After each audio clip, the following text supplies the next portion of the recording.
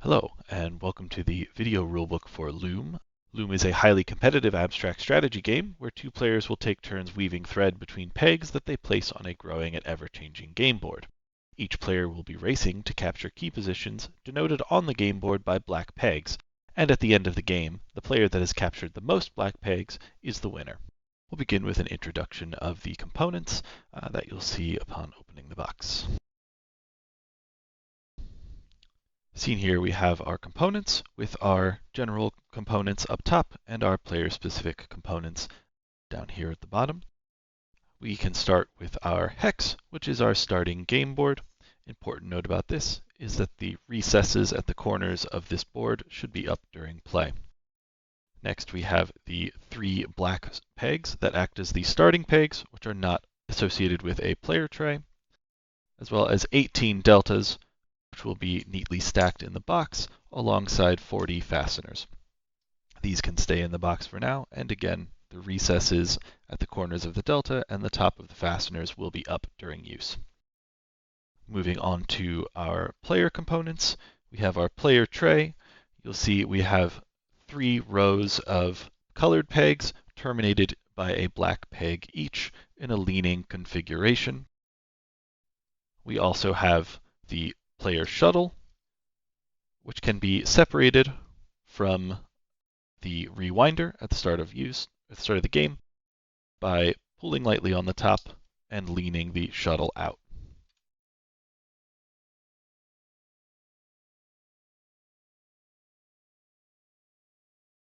Throughout the game, you will be attaching deltas to the baseboard and each other, and this can be done by aligning a delta with the edge and simply pushing 2 fasteners of any color in, whether that be the edge of the hex or the edge of another delta itself. Important note is that you only ever need to use 2 fasteners to affix these, and you will be good to go after that. Pegs are threaded at the bottom and can be affixed into the game board by firmly twisting them in any position that is threaded. This includes anywhere on a game piece, on the fastener itself, or in the positions between game pieces. Black pegs function very similarly to their colored counterparts. However, the one distinction is that after adding a black peg to a game piece, at no other point can we add another black peg fully to that game piece. We must add it to another. An important note with black pegs in this regard is that in this configuration, a black peg can be added to the edge of a game piece within the fasteners or along the edge, as long as one of the game pieces does not contain a black peg fully on it. The shuttle can be manipulated by first adding the starting ring onto a peg, and then pulling the shuttle by the top and placing it directly on top of a peg. From here, to wind and tighten the thread, we can simply spin the shuttle by manipulating the top, and from there, after at least one full rotation, you can see we are firmly affixed. If we need to tighten the thread down, we can spin the barrel and move on to our next peg.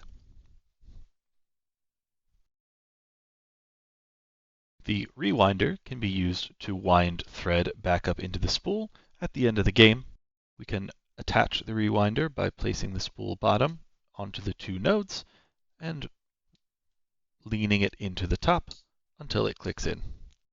Then you can take a bit of slack from the barrel of the spool, wrap it around the guiding bar, and begin winding the thread onto your spool until we are complete. Here we see the basic peg setup for the start of the Quick Start for Loom, meant to bring new players into a more effective starting position. We can see a number of things have been done. Most importantly, the last row of colored pegs, as well as the final 2 black pegs, have been removed from each player tray. You can see that done on both player trays here.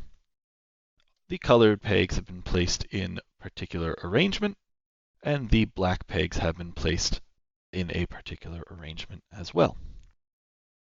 Once your board is set up as such, we can take our shuttles for each color and start them by putting them on the pegs as so.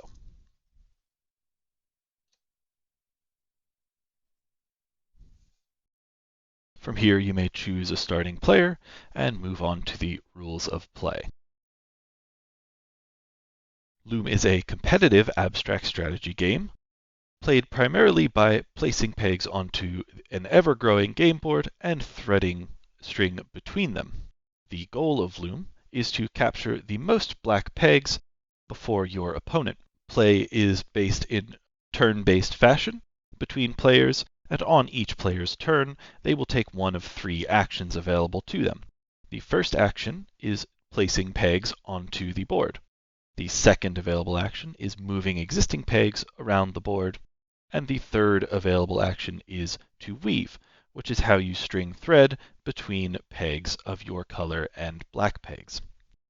If a player opts to place pegs on their turn, they first start by standing the next leaning peg on their player tray. This always follows a left to right configuration on the active row before moving on to the next once an entire row has been consumed. There may be situations where a player already has standing pegs, and as such, after they have stood their peg, they can place any number of pegs, standing pegs, from the player tray onto the board. In this case, I only have one, and I've placed here. When placing pegs, I may choose any open location on the game board, including on fasteners and in between existing game pieces. The only place I am prevented from placing a peg is on the unfinished edge. If you happen to stand a black peg as the next leaning peg, that black peg must be placed as part of your action. If a player does not wish to place pegs, they may instead opt to move pegs around the game board. Any unincorporated peg, that is, pegs that do not yet have thread wrapped around them, of their own color may be removed from the game board and placed in a new location.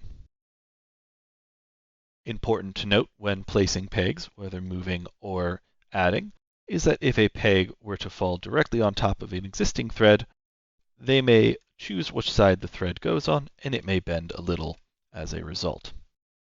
Once the peg is placed and the side is decided, it will remain there until the end of the game or the peg moves.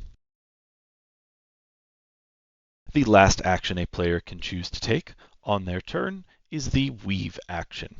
The weave action is how we will connect pegs with thread and further ourselves towards our win condition by incorporating both pegs of our color and black pegs into our tapestry. Important terms related to the weave are the term pick, which is simply a connection between any 2 pegs during your weave action, and warp.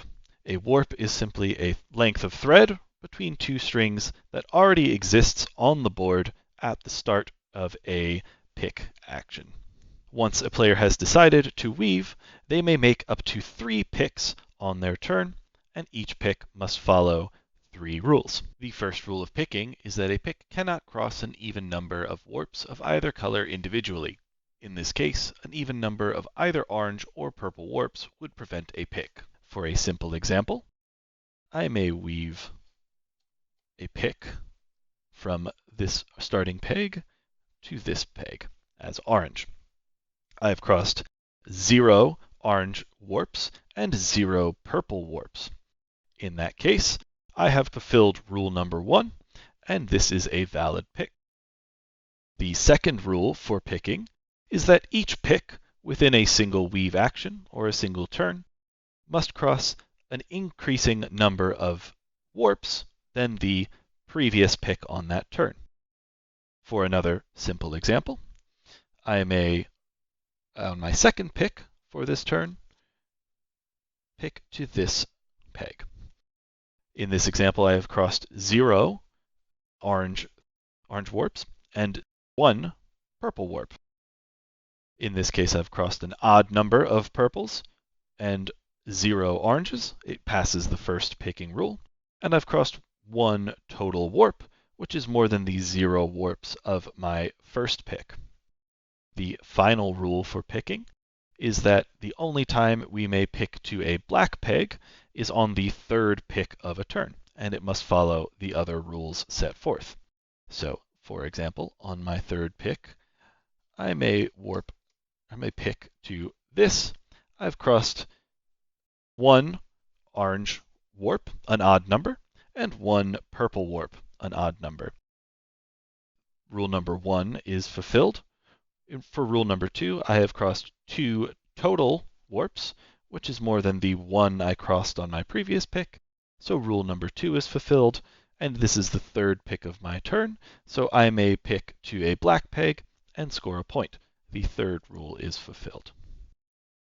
At this point, orange must end their weave action, and upon ending a weave action on a black peg, their turn is immediately ended, and they pass play to purple player.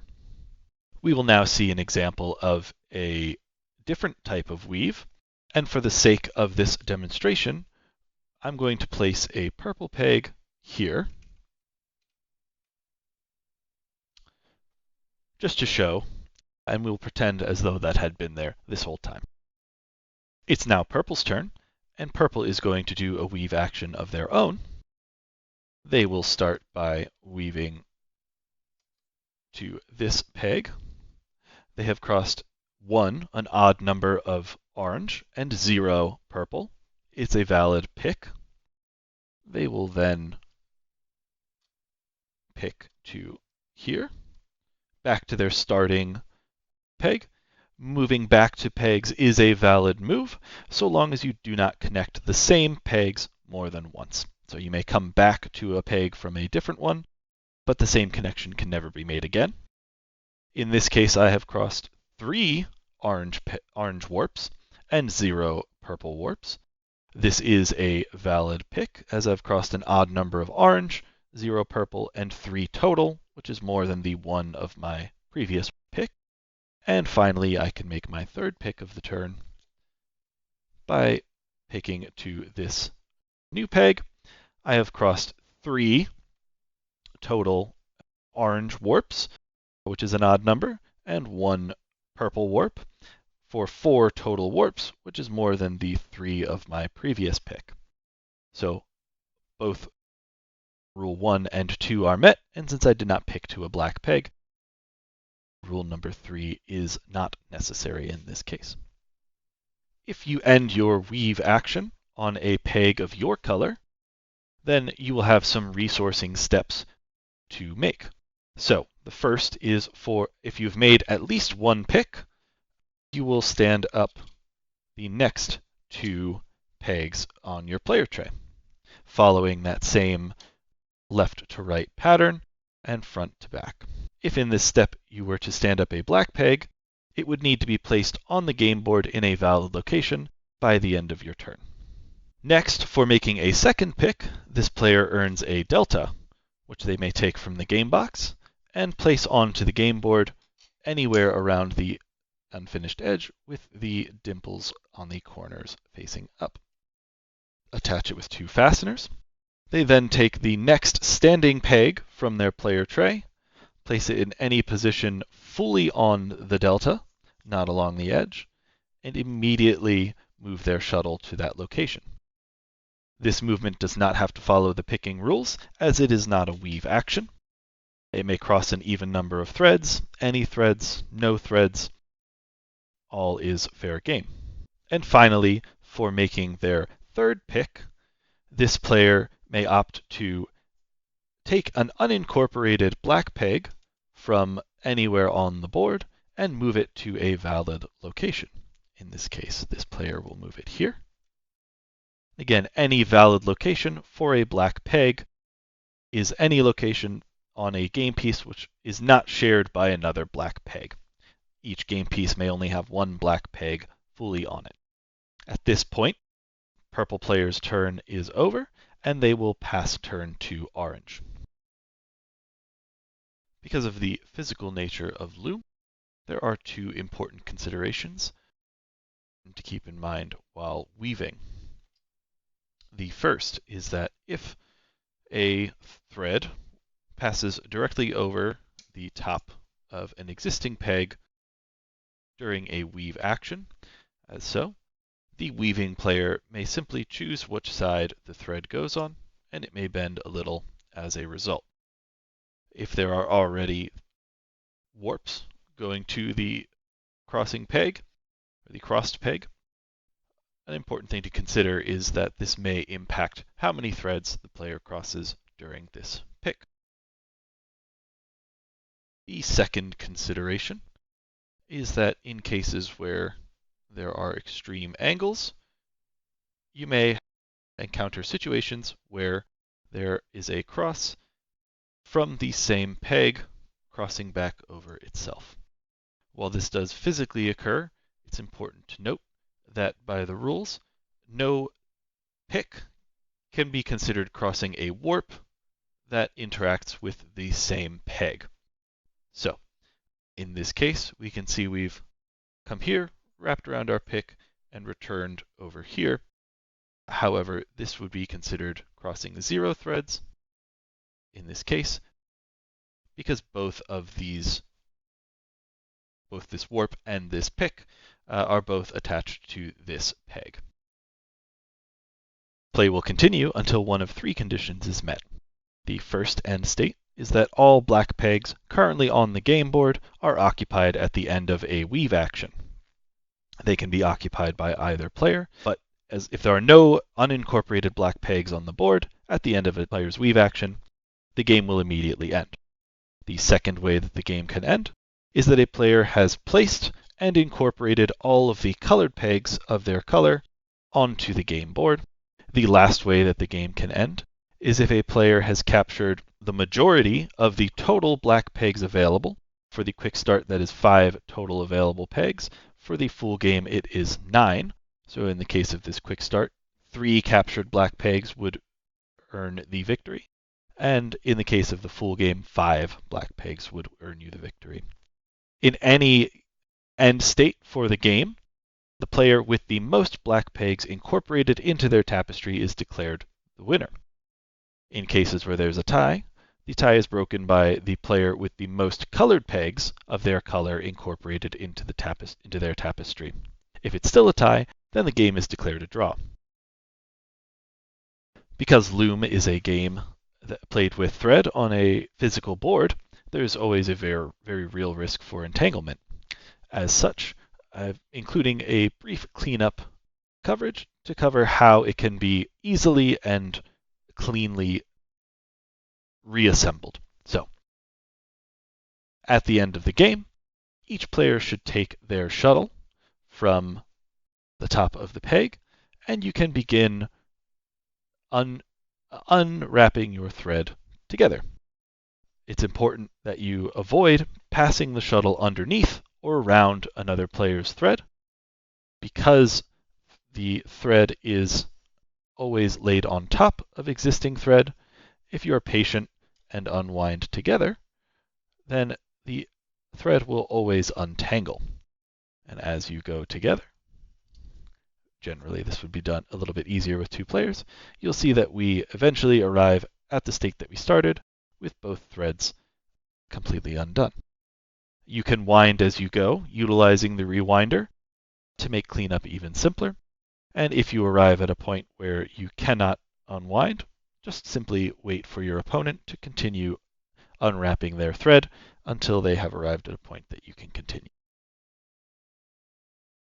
For the full start of Loom, players will begin by seeding the start state of the game board.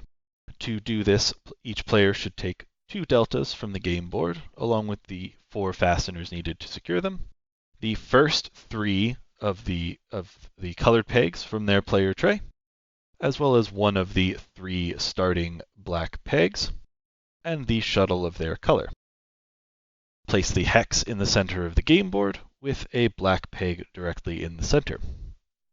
From there, determine a starting player, and that player will begin setting one of the 7 pieces available to them in no defined order. That is 2 deltas, 4 pegs, and 1 shuttle. Each has some slight rules associated with it, so we'll start with the delta, which actually has no rules associated with it. It may be placed anywhere around the edge of the game board, with the dimples at the corners up and secured with fasteners. So orange has opted to place a delta here. The colored pegs are what we'll talk about next. A colored peg can be placed on anywhere on the board.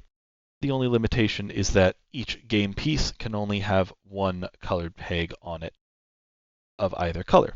So at the end of the seeding, each player will have one colored peg on the central hex and one colored peg on each of two deltas. In this case, purple is going to opt to take orange's delta from them and occupy that with their colored piece.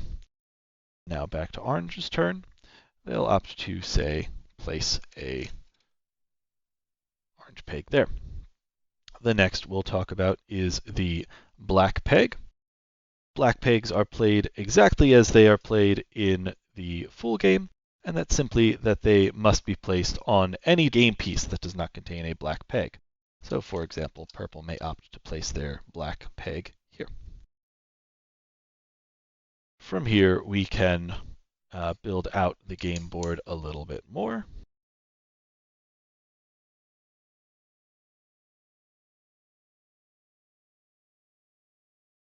And the last piece to talk about is the shuttle. From here, we can make an example. And when you play the shuttle, you simply place the ring around any peg of your color and string to any other peg of your color to start. In this case, if purple were to go, the shuttle, in this case, or the string sent by the shuttle, can in fact cross existing thread, an existing warp of your opponent's color. However, you don't gain anything for doing so. I'll now speed up and we can see the end result of the full build as an example.